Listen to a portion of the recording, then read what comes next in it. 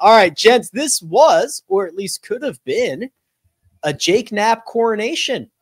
Let me tell you, Patrick, didn't happen because a bogey on 1, a bogey on 3 fails to take advantage of the par 5/6, all while Sammy Valimaki makes birdie on 4, eagle on 7, and what was once a 4-shot lead, a 0-shot lead as they stepped on the 8th tee.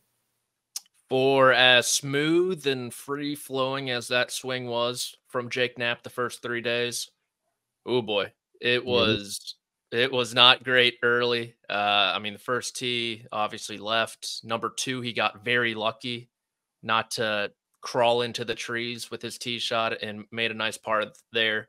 The third hole, I mean, that looked like one of me out there, to be honest with you. He wasn't even close to touching land.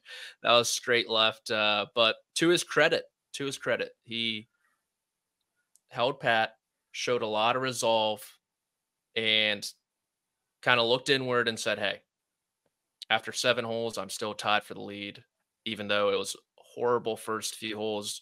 It's a 2-man race between me and Slammy Valimaki, and he got himself to the back 9 with a real chance to win, obviously, and we all know what happened then.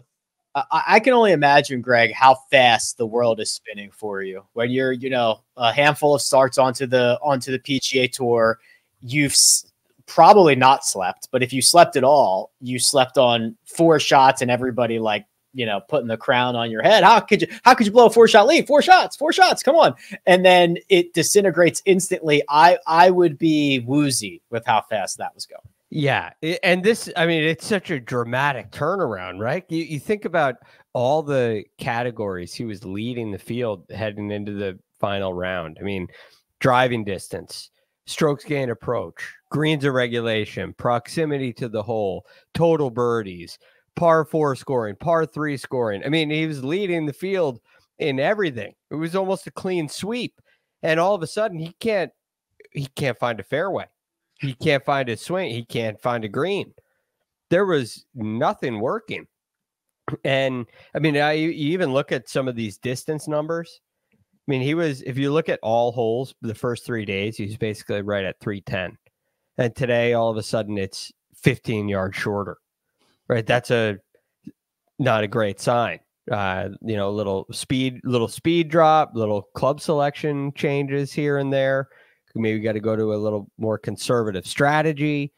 In the 2 driving distance holes, he was first yesterday in driving distance, 31st today, like a 33-yard drop in distance. He hit 9 greens today, leading the field heading in. So a lot of things fell apart for him with the stuff that, like Rick, we talked about him on Monday. He was a great play this week. But not for what we saw today. He was a great play for what we saw the first couple of days because of his ball striking ability. And that's not what he leaned on today.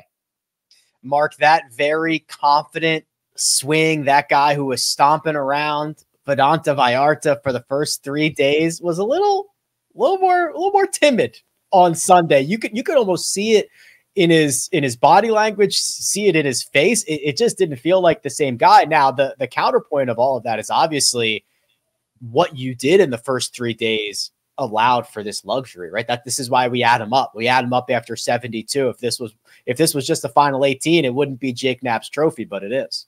Yeah, a couple things. 7 of 9 scrambling today. I mean, we can talk about the ball striking. So he gets it up and down nearly every single time he's missed.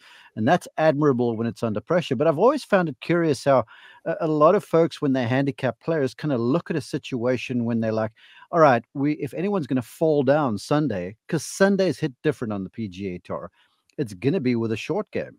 I've always, as a golf swing instructor, sort of looked at the thing and go, golf swings aren't automatic deals. There's so many moving parts. And with someone with a speed like a Jake Knapp, if something's just marginally off, then all of a sudden the cat's thrown amongst the pigeons in a way. And so it's always tough to manage a golf swing. Then you got some wins and you got some pressure coming at you and you're playing with a lead. It was a grind. And I know things turned around, but this sort of stuff happens. And I have to commend him for the way he hung on and the way he scrambled to earn his win. Because in my opinion, and this is just opinion, you can have at me if you want. If this was a different type of golf course with more punitive rough, with faster greens that were smaller, I don't think, well, he didn't have much pressure on him, but I don't think he wins. I certainly don't, because you cannot drive the ball as wide as what he did on a Sunday on the PGA Tour and win. It just doesn't happen. But kudos to him. He found a way. And, oftentimes that first win is the most difficult one. They say the second one is the hardest because you have to now justify the fact that you're not a fluke winner. He's got the game. We know this. But I'll tell you what, with all that money in his back pocket now, and with the fact that he's in the signature events, now he's going to go to his coach, Dana Dahlquist, and go, right, there's some stuff we're going to tighten up, because today I had to battle to get this thing over the line. But 10 out of 10, well done. On that short game, Mark, you mentioned 7 and 9 scrambling. If you include par fives, he had 9 up and downs today. Mm-hmm. No, I mean, that's half the holes. Yep. And 2 of them were failed. Right now you're at 11, and he hit a couple of greens today. So those were. I mean, this was ended up and down, and he did with tremendous consistency. Yeah, and what's going to grind my gears a little bit, because look, I love to watch him swing at his syrupy. Look, he's freaking powerful. I watched him in San Diego. He can move it through the air. But the swing's going to get all the love. If you watch the PGA Tour account and you watch everyone, they're all going to be talking about Jake Knapp's golf swing, right? And they have been doing it. But his skill around the greens today was real stuff, man. That was Spiethian in a way at times to me. Whoa! Yeah, I'm saying it. Come at me, Patrick. I will not come at you for, if it was a different golf course, Jake Knapp would not win because he won it. I think on 16. He was lined up left, and that fairway 71 yards wide, and he missed the fairway right, just to go where his swing was. But to compare him to Jordan Spieth around the greens, okay, that's a step too far. I was getting excited there. Forgive me. I'll stand down, Your Honor. Well, he did what he had to do. He did what he had to do. I'll compare him to Jordan Spieth off the tee. 2 fairways, Patrick. Dude, he got everything out of those 2 fairways too, because you look on number 2, it's amazing to me looking back on his round that he only lost 1 golf ball. Number 2 easily could have found the trees. Number 10, he kind of necked that mini driver that he has, finishes short of the water hazard after Valimaki hits it in the water. And then number 14 as well, where he blows it way right. It hits right of the golf cart path, bounces left inside the tree line. So he has a way to the green and makes birdie there. And it was just, for as good as he hit it the first 3 days, today was just the polar opposite. And you add in the distance numbers that Greg was mentioning, and it's unbelievable. I want to say this, that downturn in the distance off the tee, not only, Patrick, were these things wide, they weren't struck out of the middle of the face. Because if he had squared 1 or 2 of those puppies up, they might have been out of Puerto Vallarta. Because yeah, there was a bunch of mishit balls, and it's the worst place to be for a golfer. You guys have all been there when you just don't feel like you can get the club back to the ball, and then you're in the final group and you're playing for what's your biggest win of your career.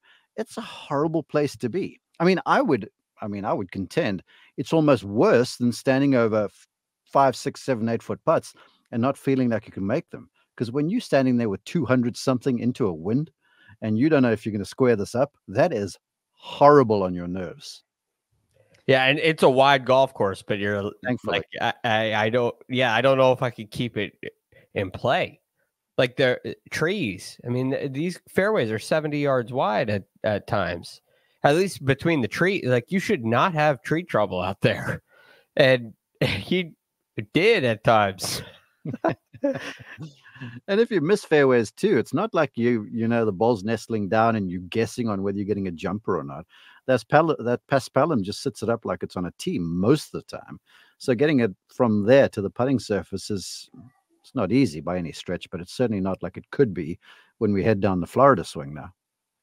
According to Justin Ray, since we started keeping track of fairways, nobody has ever hit 2 or fewer fairways in the final round and won on the PGA Tour until today.